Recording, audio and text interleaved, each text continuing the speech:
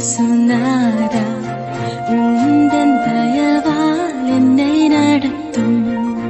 பயப்படாதே, வலக்கரத்தாலே பாதுகாப்பேன் என்றதாலே ஸ்தோத்திரம். பாசமென் மேல் நீர் வைத்ததினால் பறிக்க இயலாதவருமே. மகன் தூய ஆவியின் திரியேக நாமம் நம்மை அனைவரையும் ஆசீர்வதித்து காப்பதாக. ஆமென். கிறிஸ்து இயேசுவுக்கள் எனக்கு அன்பான இறை மக்களே, இந்த நாள் திருச்சபையினுடைய முக்கியமான நாள், விசுவாசத்தினுடைய அடிப்படை நாள், தத்துவமான நாள். இந்த நாள் கிறிஸ்து பரத்துக்கேறின பண்டிகை. ஆண்டவராகிய இயேசு மனிதனாக அவதரித்து ஊழியம் செய்து சிலுவை மரணம் அடைந்து உயிரோடு எழுந்து இன்றைக்கு விண்ணுக்கு எடுத்து கொள்ளப் போகிற ஒரு திருநாள் தான் அசன்சன் டே என்று அழைக்கப்படுகிற பரத்துக்கேறின திருநாள். பிரெஞ்சு புரட்சியின் போது ஆதரவு தராதவர்களை அரசு கைது செய்து கொடுமையான முறையில் கொலை செய்தனர். கிளாட்டின் என்ற சகோதரன் 2 சகோதரர்களை பிரெஞ்சு புரட்சியை எதிர்த்ததற்காக கைது செய்தனர். மரண தண்டனையும் அளிக்கப்பட்டது. முன்பு தன் குடும்பத்துக்கு உருக்கமான ஒரு கடிதத்தை அந்த மனிதர் எழுதுகிறார். தன்னை காட்டிக் கொடுத்தவர்களை நாங்கள் நன்கு அறிவோம், நாங்கள் மன்னித்து விட்டோம் என்று நீங்களும் மன்னியுங்கள் என்று எழுதுகிறார். பல ஆண்டுகள் கழித்து அவர்கள் கண்டுபிடிக்க செய்ததை அறிந்தான். மாறாக மன்னித்துவிட்டு வருத்தப்படாதபடி அவர்களுடைய குழந்தைகளுக்கு பாடம் சொல்லிக் கொடுத்தார். ஏழை எளியவர்களுக்கு குழந்தைகளுக்கு பாடம் புகட்டப்பட்டது. இறப்பதற்கு முன்பு தன் கடைசி ஆசை, சொத்து, இறுதி விருப்பம் எல்லாம் நிறைவேற்றி கொள்ள வேண்டும்படி அன்பு சகோதரர்களே, குடும்பத்தினர் இறுதி விருப்பமாக மன்னிப்பு என்று எழுதி அனுப்புகிறார். வாழ்வின் தத்துவத்தை வழிகாட்டின சென்ற இயேசுவாக இந்த மனிதர்கள் இருக்கிறார்கள்.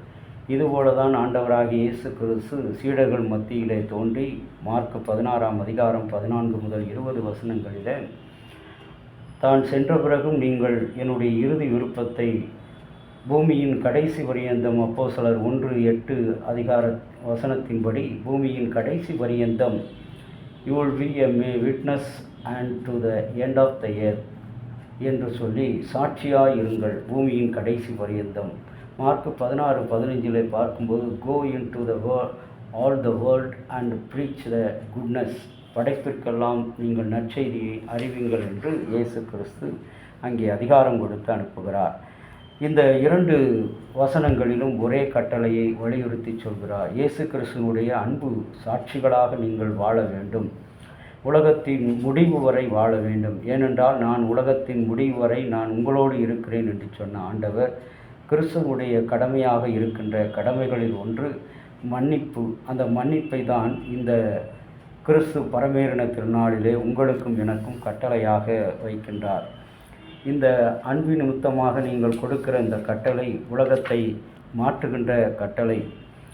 தன்னை காட்டிக் கொடுத்தவர்களையும் தனக்கு விரோதமாக எழுந்தவர்களையும் தன் மீது பொய் குற்றச்சாட்டை புகுத்தினவர்களையும் நாம் என்ன செய்ய வேண்டும்? மன்னித்து அவர்களுக்கும் அவர்கள் பிள்ளைகளுக்கும் நன்மை செய்ய வேண்டும். அப்போஸ்தலர் 2ஆம் அதிகாரம் 42-47 முதல் ஆதிகால கிறிஸ்தவர்கள் தமக்கென்று வாழாமல் பகிர்ந்து வாழ்ந்தார்கள், இயேசுவினுடைய பெயரை அறிக்கை இடுவதற்காக அர்ப்பணித்தார்கள் என்று சொல்லி பார்க்கிறோம். இன்றைக்கு 1 யோவான் 1-2 வசனங்களில் நாம் பெயரளவுக்கு சாட்சியாக இல்லாமல் இயேசு கிறிஸ்துவின் அற்புதங்களை, அணுகுமுறைகளை, தீமைகளை, எதிர்ப்பில், இறப்பில், நம்முடைய நடவடிக்கையில், நம்முடைய அன்பில், வேலையில், பணியில், விசுவாசத்தில், கிறிஸ்தவ ஜீவியத்தில் நாம் மன்னித்து வாழ அழைக்கப்படுகிறோம். இன்றைக்கு இயேசு கிறிஸ்துவினுடைய பரமேறுகின்ற இந்த விழாவில், இந்த பண்டிகையில், இந்த ஆராதனையில் அழைக்கப்பட்டிருக்கிற உங்களையும் என்னையும் ஆண்டவராகிய இயேசு நீங்கள் மன்னித்து வாழுங்கள், மனமகிழ்ச்சியை பெறுவீர்கள் என்று சொல்லி, நாட் ஓன்லி வர்ஷிப், நீங்கள் சாட்சியாக வாழுங்கள். You will become a witness of our life. ஏசாயா 57:15 இந்த மனிதன் ஒரு சாட்சியை கூப்பிடுகிறார். நீ சாட்சியாக இருக்க வேண்டும். ஏசாயா 58:9 அப்பொழுது கூப்பிடுவாய், நான் உனக்கு மறு உத்தரவு கொடுப்பேன் என்கின்றார். ஆகவே கிறிஸ்து பரமேறின பின்பு இந்த கிறிஸ்தவம் அவ்வளவுதான், இனிமேல் வாழ்க்கை இல்லை என்று நினைத்த சீடர்களுக்கு ஒரு அன்பின் கட்டளையை எடுத்து வைக்கிறார். நீங்கள் உலகமெங்கும் போய் மன்னிப்பை வழங்குங்கள். இந்த சுவிசேஷத்தின் வழியாக மன்னிப்பை வழங்குங்கள். இந்த மன்னிப்பை வழங்கும் பொழுது மகிமை அடைவீர்கள், உலகம் சமாதானம் அடையும், நீங்கள் ஒருவருக்கொருவர் அன்பாய் வாழ்வீர்கள் என்று ஆண்டவராகிய இயேசு கட்டளையிடுகிறார். நாமும் அந்த வாழ்க்கைக்கு நாம் பிறரோடு அன்பாயிருப்போம், சமாதானமாயிருப்போம், மன்னிப்பை வழங்குவோம், ஆண்டவருடைய மகிமையை உலகத்தில் சாற்றுவோம். ஆண்டவரை நோக்கி செபிப்போம். ஆண்டவரே, மகிமை வழங்கின இந்த அருமையான நல்ல நேரத்துக்காக நன்றி செலுத்துகிறோம். உம்முடைய மகிமையான அன்பை நாங்கள் சுவிசேஷ ஊழியத்தின் வழியாக நாங்கள் செய்கிறோம். அன்பின் கடவுளே, இதோ இந்த நாளிலும் நீர் உலகமெங்கும் போய் சர்வ சிருஷ்டிக்கும் சுவிசேஷம் அறிவியுங்கள் என்று சொல்லி சீடர்களுக்கு ஆறுதலாக தைரியத்தை கொடுத்து வழங்கினது போல நாங்களும் இந்த உலகத்தில் பாவம், பயம், அச்சம், திகில், பொறாமை இவற்றினாலே ஒடுக்கப்பட்டவர்களாக, ஒடுங்கி போனவர்களாக இருக்கிறோம். எங்களை மன்னித்து நாங்கள் பிறருக்கு மன்னிப்பை வழங்கவும், பிறருக்கு அன்பை வழங்கவும், சாட்சியாய் ஜீவிக்கவும் நீர் எங்களுக்கு அனுக்கிரகம் செய்தருளும். ஒன்றான இரட்சகர் இயேசுவின் நாமத்தில் வேண்டுகிறோம் நல்ல பிதாவே, ஆமீன். தந்தையாகிய கடவுளின் அன்பும் மைந்தராகிய இயேசுனுடைய அருளும் பரிசுத்த ஆவியினுடைய நல்ல உறவும் பாதுகாப்பும் உங்கள் அனைவரோடு கூட இருப்பதாக. ஆமேன்.